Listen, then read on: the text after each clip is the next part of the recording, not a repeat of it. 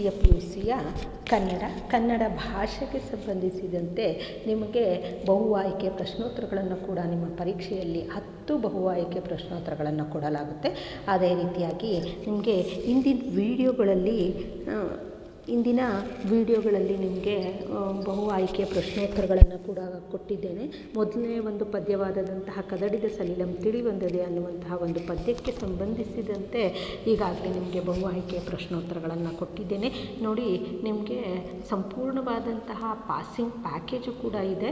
ಅವುಗಳನ್ನು ಕೂಡ ಒಂದು ವಿಡಿಯೋಗಳು ಕೂಡ ಇದೆ. ನೀವು ಪ್ಲೇ ಲಿಸ್ಟಲ್ಲಿ ಒಂದು ಕನ್ನಡ ದಿವಿಗೆ ಚಾನಲಲ್ಲಿ ಪ್ಲೇ ಲಿಸ್ಟ್ ಇದೆ. ಆ ಒಂದು ಪ್ಲೇ ಲಿಸ್ಟಿಗೆ ಹೋಗ್ಬಿಟ್ಟು ನೀವು ಅಲ್ಲಿ ಪಾಸಿಂಗ್ ಪ್ಯಾಕೇಜನ್ನು ಕನ್ನಡ ಪಾಸಿಂಗ್ ಪ್ಯಾಕೇಜನ್ನು ನೀವು ಗಮನಿಸಿದರೆ ಅಲ್ಲಿ ನಿಮಗೆ ಎಕ್ಸಾಮ್ಗೆ ಈಸಿ ಆಗುವಂತಹ ಎಲ್ಲ ಅಂಶಗಳನ್ನು ಕೂಡ ಕೊಟ್ಟಿದ್ದೇನೆ. ಮೊದಲಿಗೆ ಬರುವಂತಹದ್ದು ಬಸವಣ್ಣನವರ ವಚನಗಳನ್ನು ನೋಡ್ತಾ ಹೋಗೋಣ. ಮೊದಲನೆಯದಾಗಿ ತನು ಯಾವಾಗ ಕರಗಬೇಕು ಅದು ಅಂತಂದರೆ ಮನ ಬೆರೆಸಿದಲ್ಲಿ ತನು ಕರಗಬೇಕಾಗುತ್ತೆ.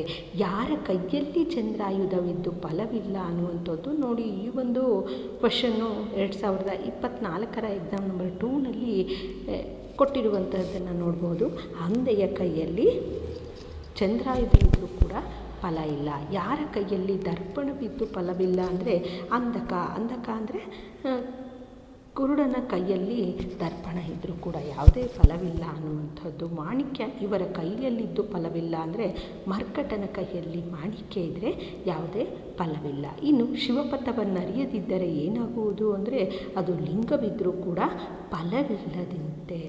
ಏನು ಹತ್ತಿ ಉರಿದಡೆ ನಿಲ್ಲಬಾರದು ಅಂತಂದರೆ ದರೆ ಹತ್ತಿ ಉರಿದಡೆ ನಿಲ್ಲಲುಬಾರದು. ಇದು ಬಸವಣ್ಣನವರ ವಚನಗಳ ಅಂಕಿತವಾಗಿದೆ ಅಂದರೆ ಅದು ಕೂಡಲ ಸಂಗಮ ದೇವ. ಇನ್ನು ನೋಡಿ, ಈ ಒಂದು ಕ್ವಶನ್ನು 2025 ಎಕ್ಸಾಮ್ ನಂಬರ್ 1ನಲ್ಲಿ ಕೇಳಿರುವಂಥದ್ದು ನೋಡ್ಬೋದು.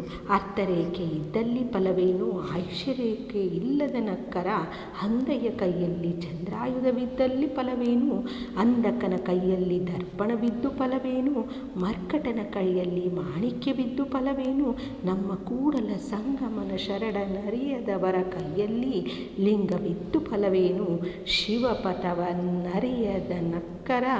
ಮೇಲಿನ ವಚನದಲ್ಲಿ ಮೂಡಿ ಬಂದಿರುವಂತಹ ಆಶಯ ಏನು ಅಂದರೆ ಶಿವಪಥವನ್ನರಿಯುವುದು ಅನ್ನುವಂಥದ್ದು ಅಲ್ಲಿ ಇರುವಂತಹ ಒಂದು ಪದ್ಯದ ಒಂದು ಸಾರಾಂಶದ ಆಶಯವಾಗಿರುವಂತಹದ್ದನ್ನು ನೋಡಬಹುದು. ಇನ್ನು ಮುಂದಿನ ಒಂದು ಪದ್ಯ ಬಂದುಬಿಟ್ಟು ಉರುಲಿಂಗ ಪದ್ಯ ವಚನಗಳು ಅನ್ನುವಂತಹದ್ದು.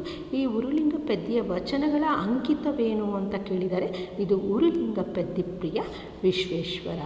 ಯಾರಿಲ್ಲದೆ ಹಗಲಿಲ್ಲ ಅಂದರೆ ಸೂರ್ಯನಿಲ್ಲದೆ ಹಗಲು ಇರಲಿಕ್ಕೆ ಸಾಧ್ಯ ಇಲ್ಲ. ಇನ್ನು ಪರುಷದ ಗೃಹದೊಳಗಿದ್ದವನು ಇದನ್ನು ಮಾಡುವುದಿಲ್ಲ ಅಂದರೆ ಮನೆಯನ್ನಾತ ತಿಳಿಯುವುದಿಲ್ಲ.